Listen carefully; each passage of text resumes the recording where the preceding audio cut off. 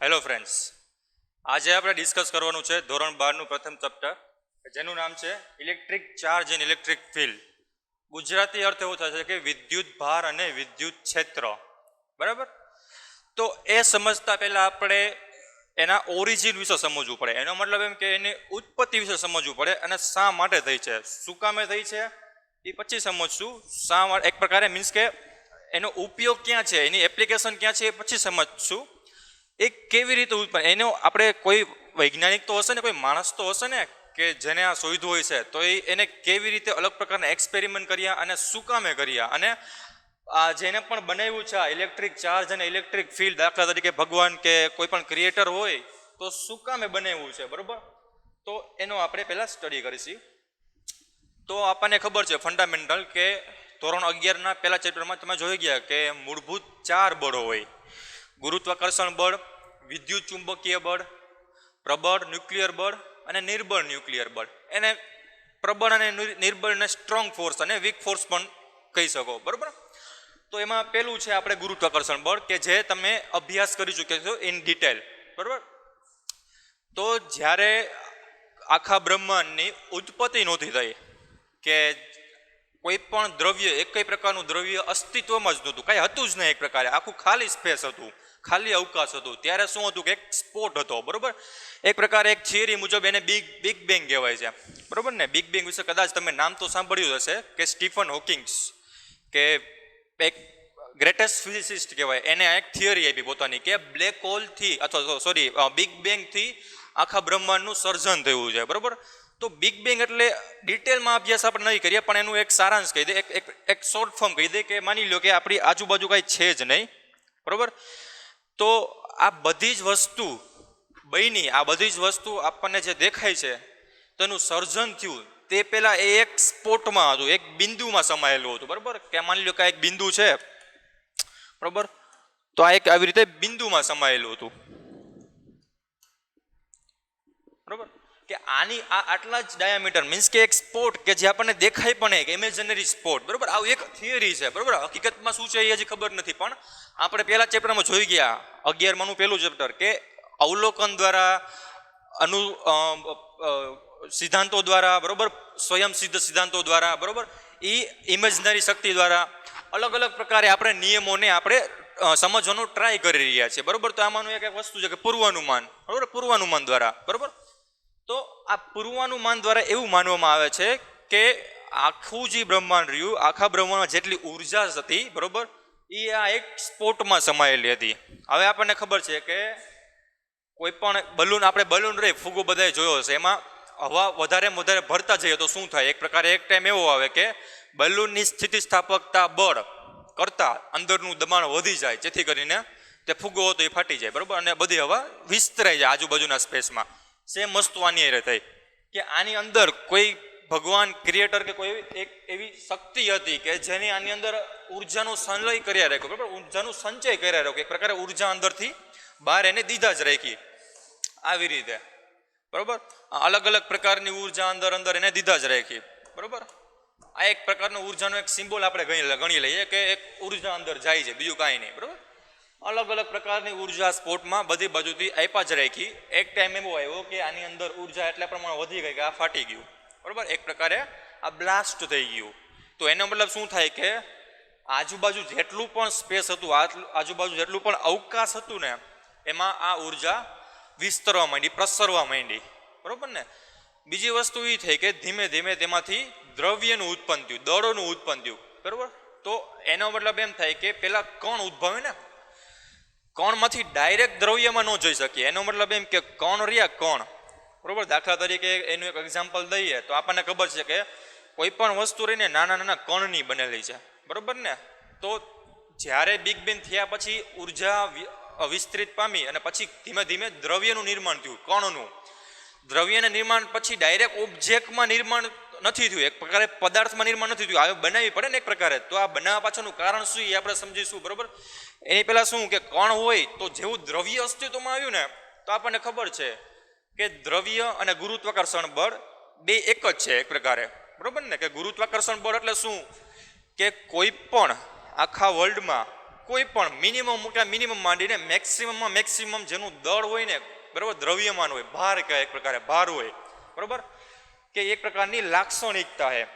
તો દળ ધરાવતા પદાર્થો વચ્ચે આકર્ષી પ્રકારનું બળ લાગે છે, જેને ગુરુત્વાકર્ષણ બળ કહેવાય. તો એનો મતલબ શું થાય કે બિગ બેંગ પછી પહેલામાં પહેલું બળ કયું હોવું જોઈએ? ગુરુત્વાકર્ષણ બળ, બરાબર ને, કે જે નાનામાં નાના કણ ઉત્પન્ન થયા હતા, ઉર્જામાંથી નાના નાના કણ બન્યા હતા, છે કે જેની પાસે ખાલી દ્રવ્ય જ હતું, બરાબર, કે એ દ્રવ્ય વચ્ચે ગુરુત્વાકર્ષણ બળ અસ્તિત્વમાં આવ્યું પહેલી વાર. એનો મતલબ એમ કે દ્રવ્યનું ઉત્પન્ન થયું એટલે ગુરુત્વાકર્ષણ બળ આવે છે, બરાબર.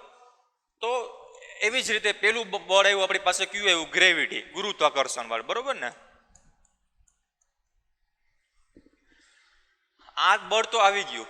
હવે આ બળ વિશે તમે ચર્ચા, આની ડિટેલ એક્સપ્લેનેશન તો ખબર છે કે આ બળ રહ્યું, બરાબર, તો એ કેના જેટલું હોય કે F is equal to generally G(m1 m2 r square). એનો મતલબ એમ કે બે પદાર્થના ગુણાકારના સમપ્રમાણમાં એના વચ્ચેના અંતરના વર્ગના વ્યસ્ત પ્રમાણમાં હોય, બરાબર ને. બીજી વસ્તુ એ કે આ એક પ્રકારનું નિર્બળ બળ છે. નિર્બળ બળ ઇન ધ સેન્સ કે કોઈ પણ નાનામાં નાનું કણ હોય, દાખલા તરીકે આપણે જે બિગ બેંગની વાત કરી, બરાબર, તો એના કણ હોય તો એને માની લો કે એનું દળ હતું એ 10⁻25 કિલોગ્રામ હતું, બરાબર, 10⁻25 કિલોગ્રામ થી લઈને 10⁻30 ગ્રામ સુધી વિસ્તરેલું હતું, બરાબર. આવી એક થિયરી છે, કોન્સ્પિરન્સી થિયરી, એક પ્રકારે ઇમેજનરી થિયરી છે કે જેનો આપણે અભ્યાસ કરીશું, બરાબર. તો આટલું દળ ધરાવતા કણો અસ્તિત્વમાં આવ્યા, બરાબર. તો આ બે વચ્ચે હવે માની લો કે કણ તો આવી ગયા, અલગ અલગ પ્રકારના કણ તો આવી ગયા. પહેલો કણ હતો અહીંયા, તો બીજો કણ ઉત્પન્ન થયો અહીંયા, તો ત્રીજો કણ અહીંયા ઉત્પન્ન થયો, ચોથો કણ અહીંયા ઉત્પન્ન થયો, બરાબર. આવી રીતે ઘણા બધા અસંખ્ય કણ ઉત્પન્ન થઈ ગયા. તો આપણે તો શું જોઈએ છે કે દ્રવ્યમાંથી બનેલો પદાર્થ જોઈએ છે ને. અચાનકનો પદાર્થ આવ્યો ક્યાંથી? આવા કણ મળી ગયા તો કણને ભેગા તો કરવા પડે ને. દાખલા તરીકે તમે કોઈ વસ્તુ લેવા જાઓ, ચોખા કે ઘઉં હોય, બરાબર, કોઈ પણ વસ્તુ નાની નાની હોય, ખાંડ કે એવી વસ્તુ, તો એને ભેગા કરવા માટે શું? એક કન્ટેનરની જરૂર પડે ને, એક કોથળી કે એક કન્ટેનરની જરૂર પડે. થેલીની વસ્તુ તમે લઈ જાઓ તો એમાં એ ઠાલવી દે. પણ એનો મતલબ એવો તો નથી કે જો એ પાછું થેલી તમે જમીન ઉપર ઢોળશો તો એ પાછું પોતાના મૂળ અવસ્થામાં આવી જશે, બરોબર ને. તો માની લો કે આ કણ હોય, તમે એને કન્ટેનરની અંદર ભરી દીધા આવી રીતે, બરોબર, પણ એની વચ્ચે જ કંઈ છે જ નહીં, આકર્ષણ બળ છે જ નહીં, તો આ કન્ટેનર પાછું જો હટાવવામાં આવશે ને, બરોબર, તો એ પાછા ઢોરાઈ જશે, એક પ્રકારે પોતાના મૂળ સ્વરૂપમાં આવતા રહેશે, બરોબર ને.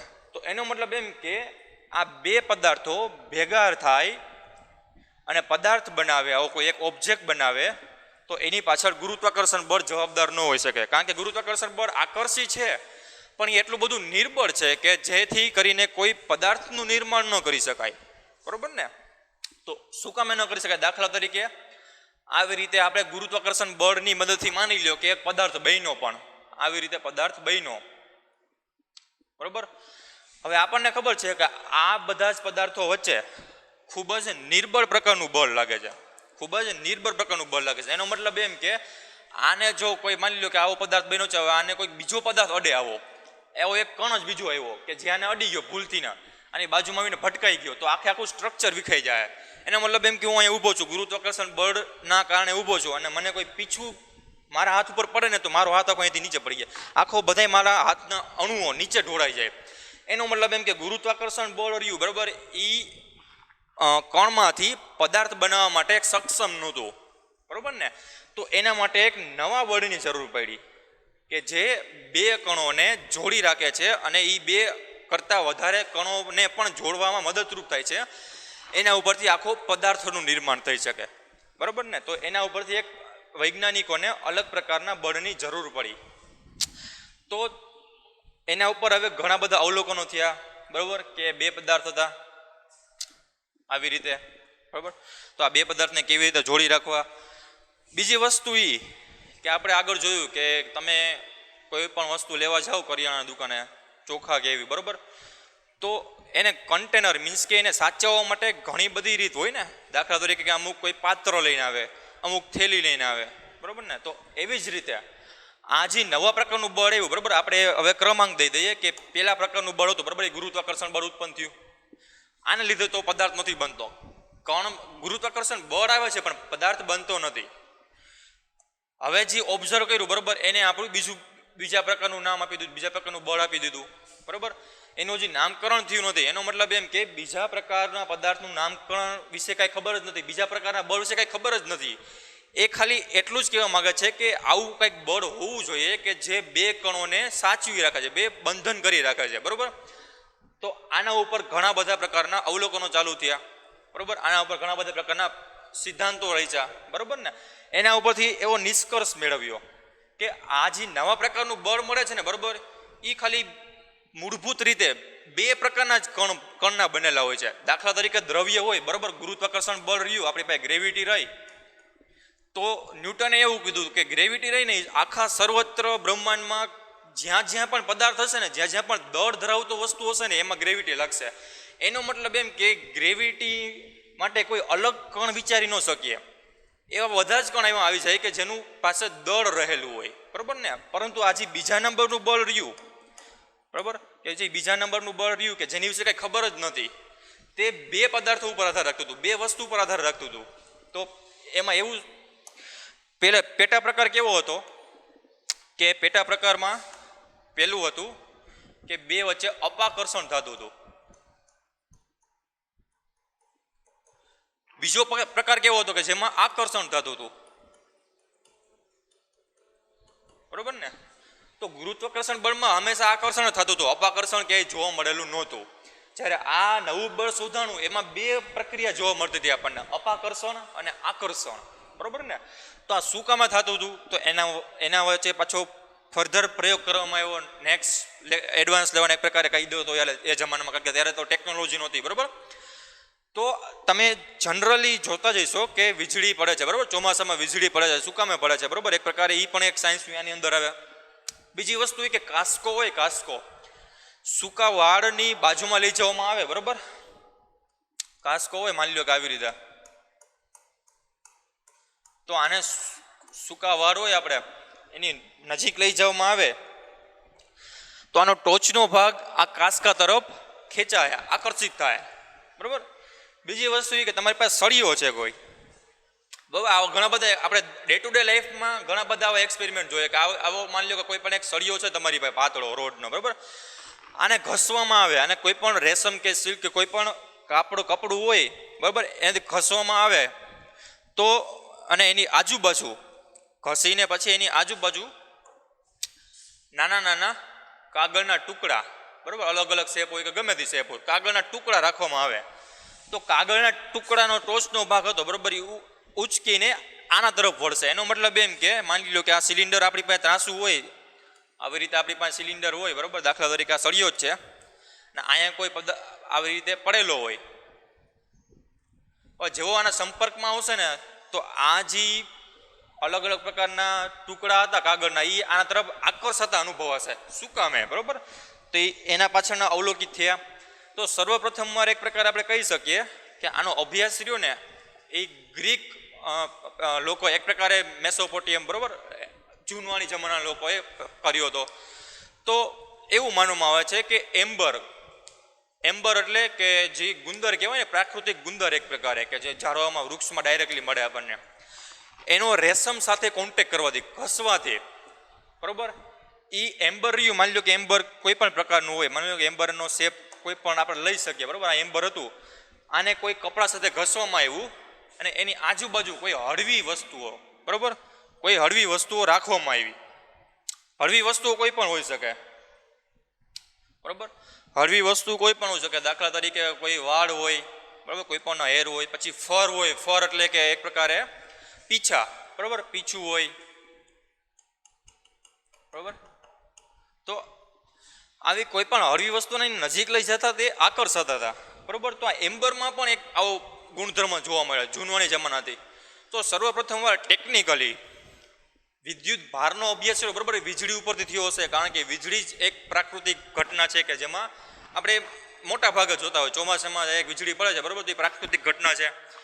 બીજી વસ્તુ એ કે હવે કૃત્રિમ રીતે કેવી રીતે, કૃત્રિમ રીતે કઈ ક્યાં સંદર્ભમાં કોણે વિદ્યુત ભાર ઓબ્ઝર્વ કર્યો હતો, એનો મતલબ એમ કે એને ખબર નહોતી આને વિદ્યુત ભાર કહેવાય, પ્રકારે ઇલેક્ટ્રિસિટી કહેવાય, પણ કોને ઓબ્ઝર્વ કર્યો હતો, બરાબર.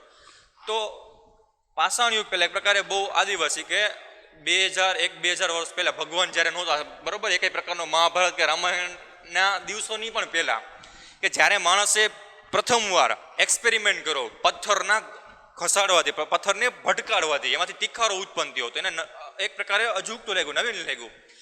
પ્રયોગ એને વારંવાર ચાલુ કરવા માંડ્યો, બરાબર. એમાંથી અલગ અલગ પ્રકારના તણખા નીકળતા હતા. દાખલા તરીકે આપણે બોર્ડમાં આવે છે, બરાબર, કે આપણી ઘરે સપ્લાય આવે છે, બે વાયરને ભેગા કરીને અડાડો તો કેવા તણખા નીકળે એમાંથી, એવી જ રીતે પથ્થરને ઘસાડવાથી તણખા નીકળતા હતા. તો ટેકનિકલી સર્વપ્રથમ અભ્યાસ તે લોકો કર્યો હતો કે આ પ્રમાણે કંઈક એક એવી વસ્તુ બહાર નીકળે છે બે ઘસણવાથી, બરાબર ને, એમાંથી આગની ઉત્પત્તિ થઈ. તો એનો મતલબ એમ કે જે બીજા પ્રકારનું બળ રહ્યું ને, બરાબર, તો એ આ પથ્થરના ઘસાડવાથી મળ્યું, બરાબર, દાખલા તરીકે. તો એમાંથી જે પાર્ટિકલ બહાર નીકળે છે, અલગ અલગ પ્રકારના પાર્ટિકલ બહાર નીકળે છે, બરાબર. આ પાર્ટિકલ જો કોઈ એક માની લો કે ત્યારે તો નાના નાના આવી રીતે ડાળખી હોય કોઈ પણ વૃક્ષની અથવા કોઈ પણ ઝાડની, બરાબર, આપણે દાખલા તરીકે ઘાસ જ લઈ લઈએ તો આવી રીતે ઘાસ એકઠું કરીને આ જો આ કોનેમાં રાખવામાં આવે તો એ સળગતી હતી. તો આ એક પ્રકારની ઉર્જાનું બીજી પ્રકારની ઉર્જામાં રૂપાંતર થયું એવું પણ ગણી શકીએ ને. તો આ પ્રમાણે સર્વપ્રથમવાર આનો અભ્યાસ કરવામાં આવ્યો. બીજી વસ્તુ એ કે આમાંથી ઘણા બધા નિયમોની જાણકારી મળે છે કે પ્રથમવાર ઉર્જાનો પણ એક જગ્યામાંથી એક વસ્તુ અથવા તો એક રૂપાંતર કરવામાં આવ્યું ઉર્જાનું, કે એક ઉર્જામાંથી બીજી ઉર્જામાં, ઇલેક્ટ્રિકલ ઉર્જામાંથી આપણે આગવાળી અથવા એને ફ્લેમ ઉર્જામાં, બરાબર, ઉર્જાનું રૂપાંતર કરવામાં આવ્યું. તો સર્વપ્રથમ અભ્યાસ આ લોકોએ કર્યો હતો. બીજી વસ્તુ એ કે હવે બેન્જામિન ફ્રેન્કલિન, બરાબર, તો એને શું કર્યું કે કાઇટ પતંગ ચલાવી. પતંગ મોન્સૂનના દિવસોમાં, ચોમાસાના દિવસોમાં પતંગને ચગાવીને એની સાથે વિદ્યુતીય તાર જોડી દીધો, બરાબર, કન્ડક્ટિંગ તાર. એની નીચે રાખ્યું એને એક ગોળો, બરાબર, કે જે કન્ડક્ટિંગ સ્ફિયર હોય એક પ્રકારે. નીચે રાખ્યું એને ધાતુનો ગોળો, બરાબર. તો આ વસ્તુ શું કરશે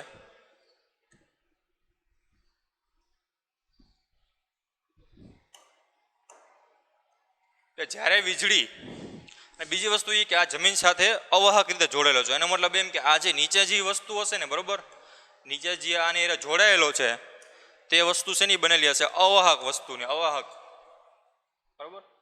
આની અને જમીનની વચ્ચે કાંઈ સંપર્ક નથી. આ પ્રમાણે એને પ્રયોગ કર્યો કે જ્યારે વીજળી આમાંથી પડશે, બરાબર, જ્યારે વીજળી અવકાશમાંથી પડશે, બરાબર, અને એ અમ્બ્રેલાના જ્યારે અથવા તો આપણે કાઇટ છે, કાઇટને ટચ કરશે તો કાઇટ કોની સાથે જોડાયેલી છે? એક વિદ્યુત તાર સાથે, બરાબર. તો એ વિદ્યુત તાર સાથે જોડાયેલી છે, તો એ બધી જ વિદ્યુત ભાર ક્યાં એકઠો થશે? આના ઉપર એકઠો થશે કે નહીં? જે વસ્તુ આવે છે એ આના ઉપર એકઠી થશે. તો સર્વપ્રથમ સ્ટોરેજ અને એનો અભ્યાસ અને એનું નામકરણ આ ભાઈ આપ્યું હતું, બરાબર. અને એને એવું નોટિસ કર્યું કે જ્યારે દાખલા તરીકે આપણે જે સળિયો હતો, બરાબર, તો જે સળિયાને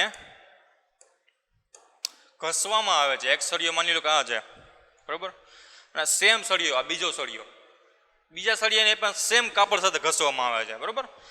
બે સળિયાને સેમ પ્રોસેસ કરીને એને ઘસવામાં આવે છે અને એમાં એક અલગ પ્રકારનું લેયર સ્થાપવામાં આવે છે કે જેની ચર્ચા આપણે આગળ કરીશું, બરાબર. તો માની લો કે આ સળિયો નંબર 1 હતો, આ સળિયો નંબર 2 છે. હવે આ બે સળિયાને નજીક લઈ આવવામાં આવે તો આ બે સળિયા એકબીજાથી અપાકર્ષણ અનુભવતા હતા, પરંતુ આ સળિયાને જ્યારે આપણે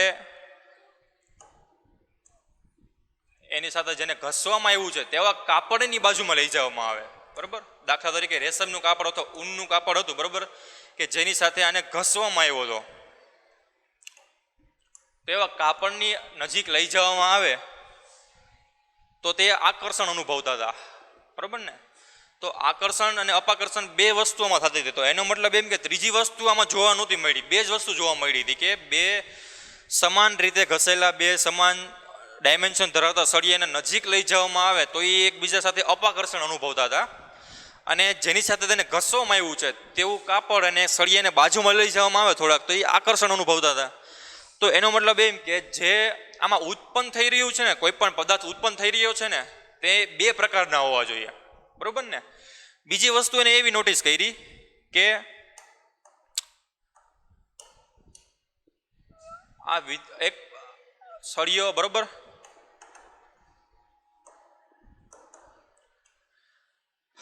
હવે આ સળિયાને માની લ્યો કે આમાં એક પ્રકારની કોઈ પણ વસ્તુ આમાં ઉત્પન્ન થઈ જાય, બરોબર, એને આ કાપડની બાજુમાં લઈ જવામાં આવે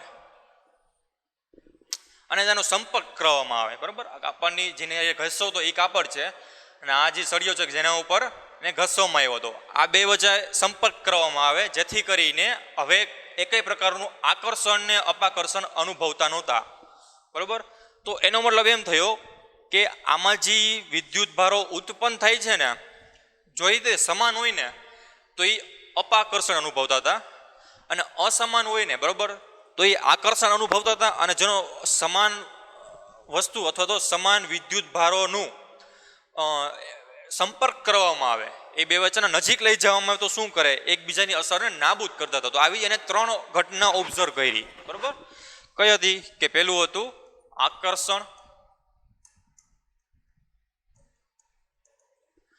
બરોબર, બીજું શું હતું અપાકર્ષણ, જ્યારે ત્રીજું હતું કે જ્યારે સજાતીય અને વિજાતીય મીન્સ કે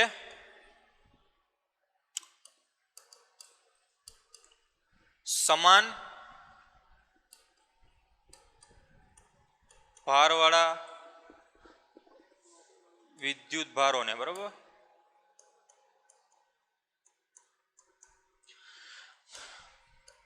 નજીક લેવામાં આવે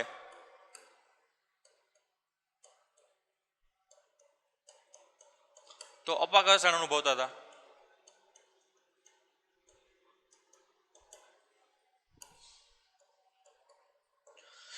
બરોબર. સેમ વસ્તુ અસમાન હોય કે મીન્સ કે એક પ્રકારનો છે, બીજા પ્રકારનો છે વિદ્યુત ભાર, એને નજીક લઈ જવામાં આવે તો એના વચ્ચે આકર્ષણ અનુભવાતું હતું, બરોબર. તો એને એવું ડિસાઈડ કર્યું કે આ જે વસ્તુ બને છે ને, બરોબર, એ આપણે ગણિતમાં આવતા સરવાળા બાદબાકી અથવા તો એકમો જેવી છે. દાખલા તરીકે તમે જોઈ ગયા છો કે ગણિતમાં નંબર લાઈન હોય, એક્સ અક્ષિસ ધારેલી આવી રીતે, બરોબર, કે આ એક્સ અક્ષિસ છે, બરોબર, સેમ રીતે વાય એક્સિસ મળે આપણને, બરોબર ને. તો ઉપર આવી રીતે કરી નાખી તો આ વાય એક્સિસ થઈ ગઈ, બરોબર, આ એક્સ આ વાય. તો અહીંયા શું હોય, 0 હોય. જેમ જેમ આ બાજુ હાલતા જાવ એમ પોઝિટિવ અંક આવે, 3 4 5 6, બરોબર, આવી રીતે મળતા જાય. સેમ વસ્તુ એની વિરુદ્ધ દિશામાં આવો તો શું આવે, નેગેટિવ આવે, -1 -2 -3, બરોબર. હવે જો આ બેનો સરવાળો કરવામાં આવે આવી સંખ્યાઓનો કે એક પોઝિટિવ હોય એક નેગેટિવ હોય, પછી કોઈ પણ વસ્તુ હોય પણ એક કેવી લેવાની, પોઝિટિવ લેવાની, એક નેગેટિવ લેવાની. તો આવી બે અલગ અલગ સંખ્યાનો સરવાળો કરવામાં આવે તો એ એકબીજાની અસરને નાબૂદ કરે. તો આને પણ એવો જ ખ્યાલ આપ્યો બેન્જામિન ફ્રેન્કલિને કે બે વસ્તુ અથવા તો જે ચાર્જ છે એમાં એક પ્રકારને આપણે પોઝિટિવ કહી દઈએ, પોઝિટિવ ચાર્જ, તો બીજા પ્રકારને આપણે નેગેટિવ ગણી શકીએ, બરોબર ને. તો એમાં એવું રિસ્ટ્રિક્શન નથી કે તમે કોઈ પણ વસ્તુને કોઈ પણ લઈ શકો, નેગેટિવ ને પોઝિટિવ લઈ શકો અને પોઝિટિવ ને નેગેટિવ લઈ શકો, બરોબર ને. એમાં એવું કાંઈ નથી, એના લીધે કાંઈ ફિઝિક્સ નથી બદલાતું, પણ એક સ્ટાન્ડર્ડ ટર્મ હતું કે બેન એક એને એવું જ નામકરણ દઈ દીધું કે એક પ્રકારનો પોઝિટિવ જ લેવો, એક પ્રકારનો નેગેટિવ લેવો, જેથી કરીને આગળ જે અભ્યાસ કરવામાં આવે, આગળ જે એક્સપેરિમેન્ટ કરવામાં આવે અને આવા વિદ્યુત ભારોને લઈને એનો ઉપયોગ કરવામાં આવે તો સરળતા મળે, બરોબર ને. તો જેથી કરીને એના બે પ્રકાર પાડવામાં આવ્યા, જેને તેની ધ્રુવીયતા કહે છે, બરોબર. ધ્રુવીયતા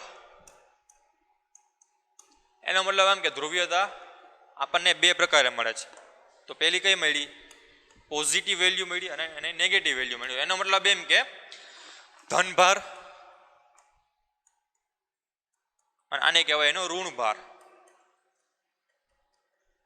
તો જો અહીંયા પાછળ ભાર લગાડવામાં આવ્યો છે, એનો મતલબ એમ કે એ એક વસ્તુ ડિફાઇન કરે છે. દાખલા તરીકે આપણે એને ઇંગ્લિશમાં કઈ ચાર્જ, બરોબર ને, વિદ્યુત ભારનું ઇંગ્લિશ થાય ચાર્જ, તો ચાર્જનો મતલબ થાય લોડ, બરોબર, ભાર થાય એક પ્રકાર. એનું ગુજરાતી કરશો લેટિન શબ્દ એક પ્રકારે છે આ ચાર્જ. એનું થાય ભાર, ઉપાડવું કોઈ પણ વસ્તુ. તો આપણે ગ્રેવિટીમાં પણ ભાર આવે, બરોબર ને? તો એને સિમ્પલી કહેવાય દ્રવ્ય દળ, કહીએ આપણે એને કિલોગ્રામ વડે દેખાડીએ, બરોબર? તો આપણે આગળ જોયું એ પ્રમાણે તો ગ્રેવિટી તો આના ઉપર ગ્રેવિટી તો જવાબદાર છે નહીં, તો એવું નવું નામકરણ કરવું પડે ને, કે જેથી કરીને આપણને નવા બળ વિશેનો અંદાજ આવે, નવા બળ વિશે આપણે સમજી શકીએ. બીજી વસ્તુ એ કે વિદ્યુત ભાર શું કામે, તો આપણે આગળ જોઈ ગયા કે જે એમ્બર હતું ને, એમ્બર, બરોબર, આનું સમાનાર્થી શબ્દ હતો ઇલેક્ટ્રોન.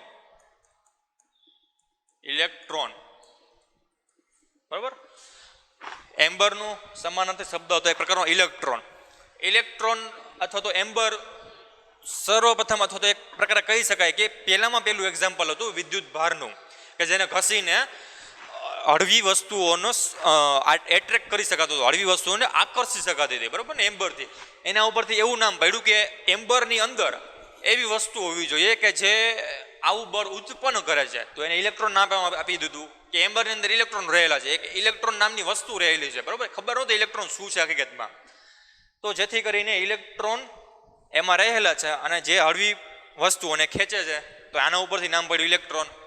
ઇલેક્ટ્રોન ઉપરથી નામ પડ્યું ઇલેક્ટ્રિસિટી,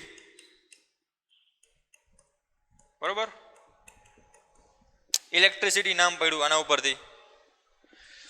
તો આ પ્રમાણે આખી આપણે ઘરમાં જે વિદ્યુત આવે છે તેને ઇલેક્ટ્રિસિટી કહે છે. તો આ પ્રમાણે નામકરણ થયું, બરોબર. નામકરણ એટલે એક પ્રકારે કૃત્રિમ છે, બરોબર. આપણે માનવ સર્જિત છે, કોઈ પણ વસ્તુ કોઈ પણ નામ રાખી શકો, તમે તમારું પણ નામ રાખી શકો, બરોબર ને.